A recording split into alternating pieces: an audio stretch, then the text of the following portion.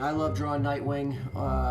Only one version do I really love. I love doing them all, but one I really love doing is Disco Nightwing. I love the collar, you know, to George Perez design, and I don't care.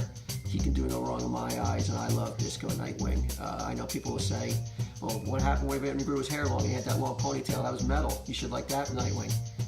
No, I like Disco Nightwing.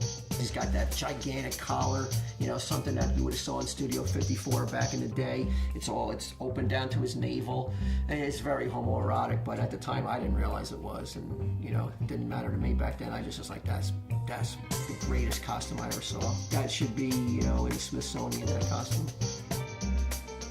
I got to draw and gyre the new Teen Titans, you know, the George Perez version, the version for me that holds, you know, such a sacred place in my heart, because I was a total Marvel zombie at the time, and I had a vehement dislike for DC Comics, but it was George Perez's artwork that I was like, I couldn't hold off anymore. He was doing Nightwing, he was doing the Titans, and it was getting such great acclaim in the comic book world. I had to sample it, and when I did, I just fell in love. And fell in love basically with the DC universe and all the characters that he got to play with, like Cyborg, Raven, Starfire, Changeling, Kid Flash. Everybody just had their own personality, and it was something that I never forgot, and I still, look back on and still revisit from time to time, because it's such a great era. It's my favorite era of collecting comics. I've never been more excited to collect comics before or since. Is that one sweet era right in there.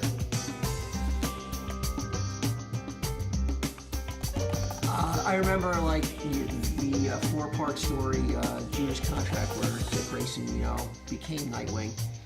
Waiting on bated breath in between months for that storyline, because you were just like, you knew he was becoming Nightwing, but you had no idea how it was going to happen.